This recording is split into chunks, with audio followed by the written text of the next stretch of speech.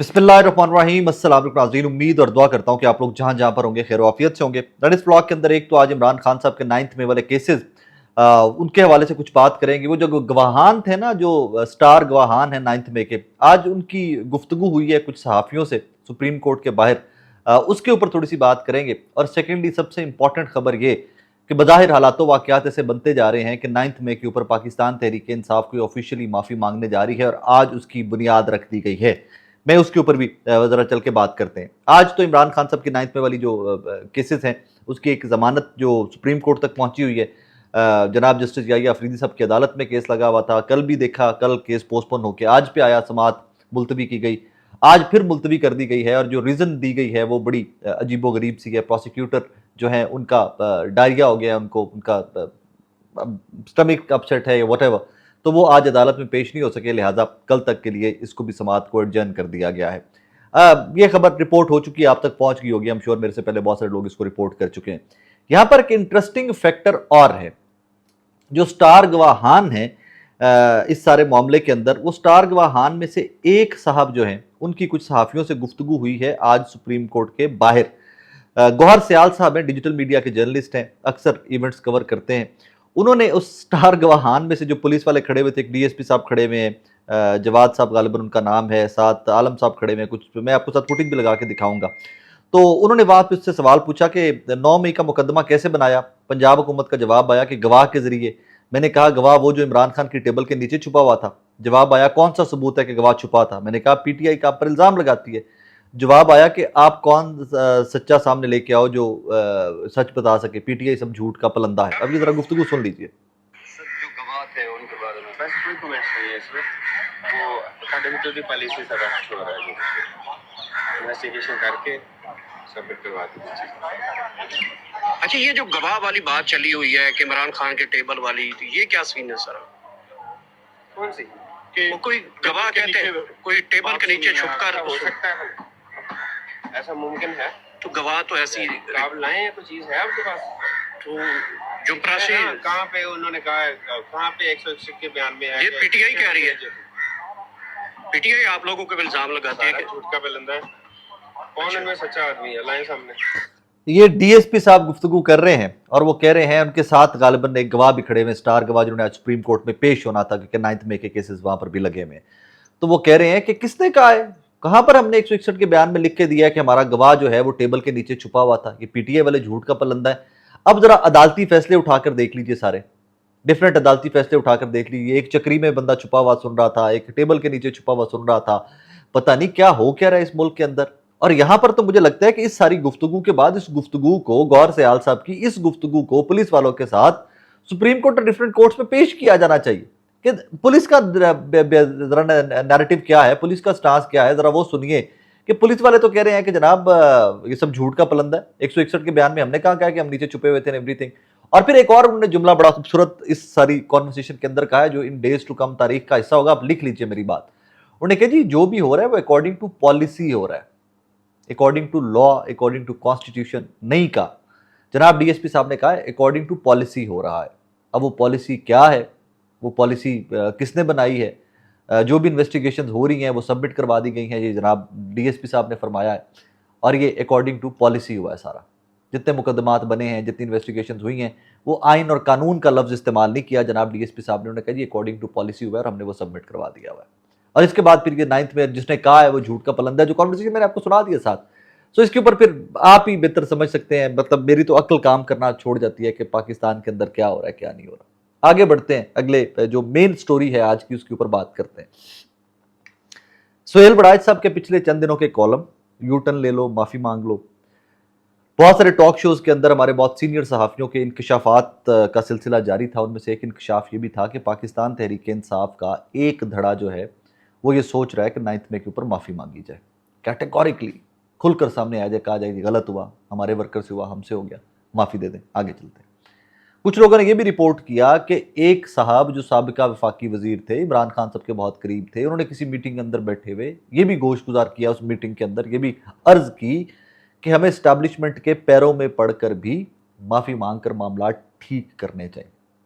अब क्या हकीकत क्या फसाना ये वक्त साबित करता होता है, लेकिन याद रखिएगा कि जर्नलिज्म में मुझे भी 10-11 साल हो गए हैं, इसमें जो खबर निकलती होती है उसकी हकीकत ज़रूर होती है, एंगलिंग लोगों की अपनी अपनी होती है। कोई इसको किसी रंग में एंगल दे सकता है, एंगलिंग के ऊपर डंडी मारी जा सकती है, जो भी खबर निकलती है उसकी कोई ना कोई हकीकत ज़रूर होती है और ये हेर से पे चलती हैं। किसी ने मेरे से बात की, मैंने आगे बात की, लेकिन उसमें वो कॉन्वर्सेशन के ट्रांसफ़र के अंदर कोई ना कोई प्रॉब्लम हो सकता है, किसी गुफ्तगू के अंदर प्रॉब्लम हो सकता है, लेकिन बात ज़रूर कोई ना कोई होती है। अब जहां पर ये सारा कुछ चल रहा था, जहां पर हजारों कारकुन 9th में भुगत चुके हैं, हजारों भुगत रहे हैं, सबसे बड़ी बात इमरान खान साबिका वजीर आजम पाकिस्तान खुद से 9th में भुगत रहे हैं। प्रॉब्लम तो ये सारा 9th में है ना, ये तो 9th में के ऊपर ही सारे केसेस खड़े किए गए ना। एवरीथिंग, अल कादिर हो जाए, तोशा खाना हो जाए, इद्दत में निकाह के सारे केसेस, सबके सब कहानी 9th में से स्टार्ट होती है। पहले मार धाड़ थी, जबर था, उससे पहले भी था, लेकिन एक्सट्रीम के ऊपर जो कह रहे ना पेडल ही दबाता गया, जितने थ्रॉटल जो दबा है वो 9th में के बाद दबा है। और उसके ऊपर बहुत सारे लोगों ने गुफ्तगू भी कोर्ट की हुई है, एस्टैब्लिशमेंट के कुछ ऑफिसर्स की, फौज के अफसरान की भी कोर्ट की हुई है कि वहाँ पर कोई माफ़ी नहीं है, चक्कर ही कोई नहीं है, कानून अपना वो रास्ता इख्तियार करेगा, ब्ला ब्ला ब्ला ब्ला ब्ला।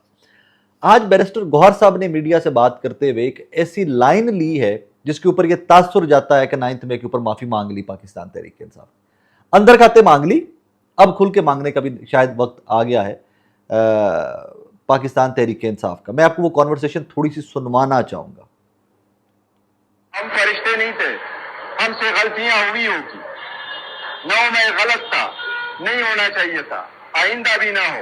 इसको खान साहब ने कंडेम किया, हम सब ने कंडेम किया। हमारी सिर्फ इस्तदा इतनी थी कि फेयर इन्वेस्टिगेशन करो, कानून के मुताबिक ट्रायल करो। हमारे अब यहां पर आज जरा खुल के इसके ऊपर बात करते हैं। शायद कुछ लोगों को ये मेरी गुफ्तगू नागवार भी गुजरे, लेकिन खुल के बात करते हैं। बैरिस्टर गौहर, इमरान खान साहब की चॉइस है, इमरान खान साहब ने बैरिस्टर गौहर को पाकिस्तान तहरीक इंसाफ का चेयरमैन बनाया हुआ है।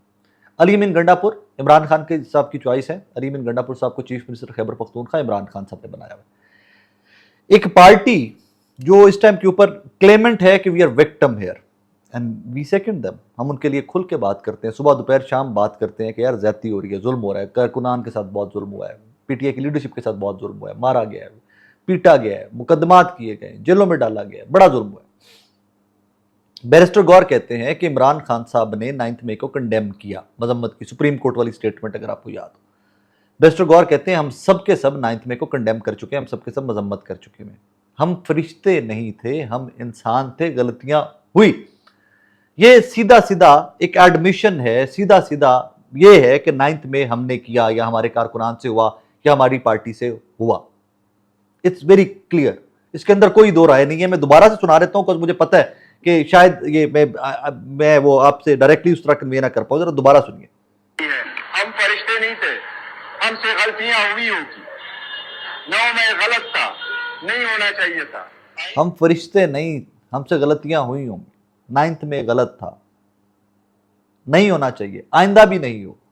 इमरान खान साहब ने मजम्मत की, हमने मजम्मत की, हमारी डिमांड सिर्फ इतनी थी, हमारी इस्तदा सिर्फ इतनी थी कि ऑन मेरिट इन्वेस्टिगेशन हो। अब यहां पर कहानी का रुख क्या है वो जरा सुनिए।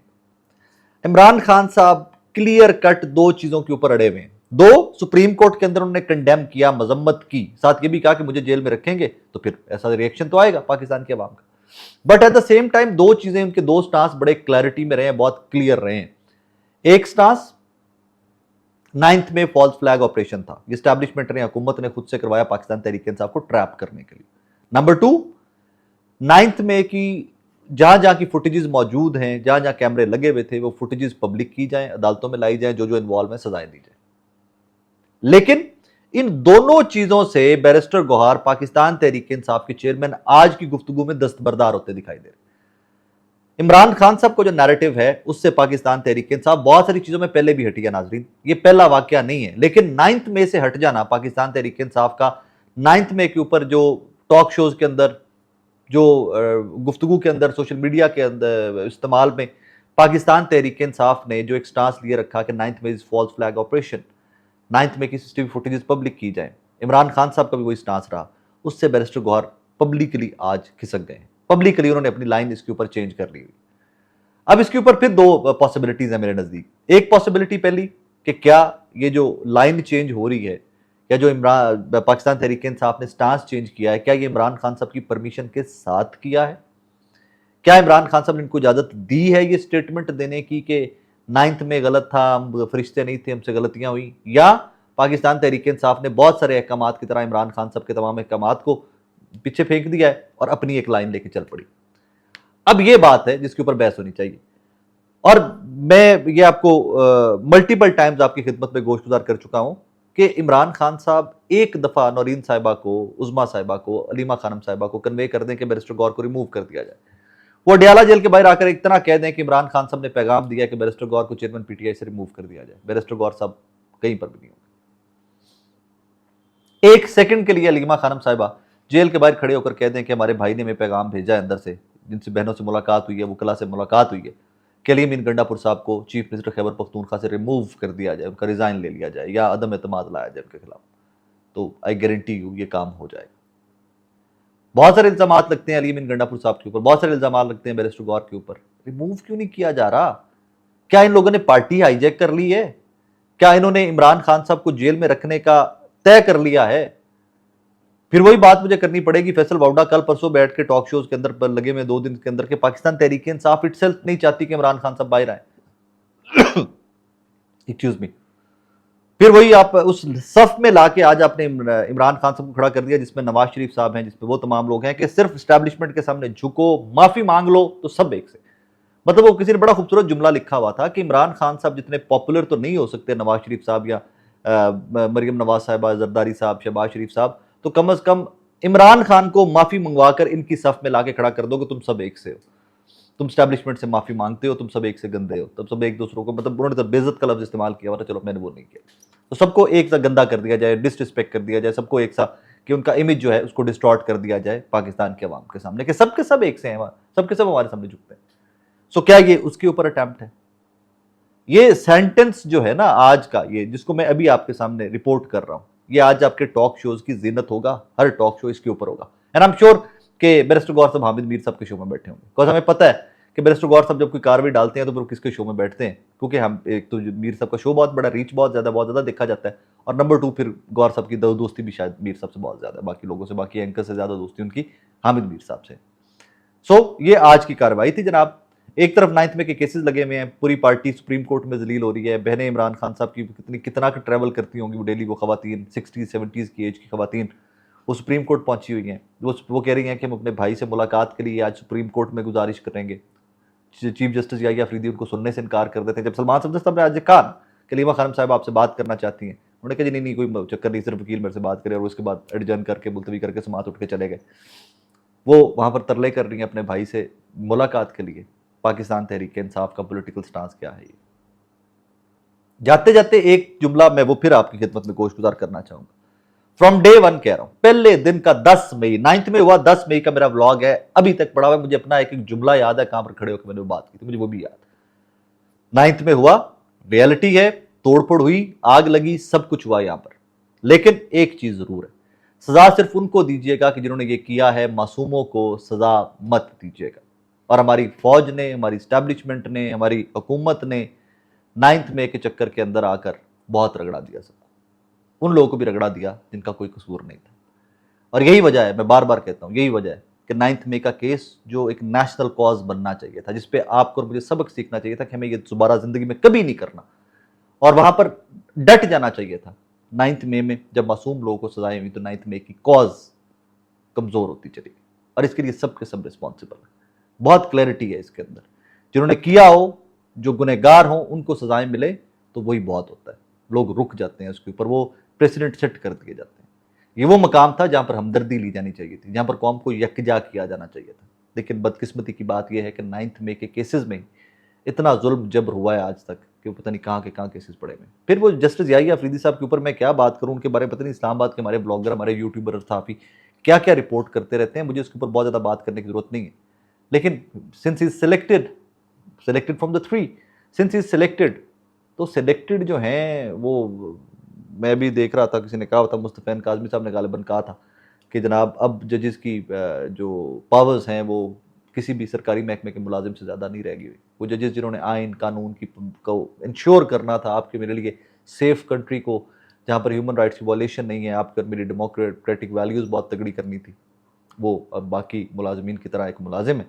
तो फिर वो बेचारे क्या आज़ादाना फैसले करेंगे और क्या तगड़े फैसले करेंगे और क्या इंप्लीमेंट करवाएंगे। इंप्लीमेंट तो खैर 8 जजेस वाला फैसला मखसूस नशिस्तों वाला तारीख का हिस्सा है, आपके मेरे सामने है। खैर देखते हैं क्या होता है आगे। अपना बहुत सारा ख्याल रखिएगा नाज़रीन, दुआ में याद रखिएगा। अल्लाह हाफिज़।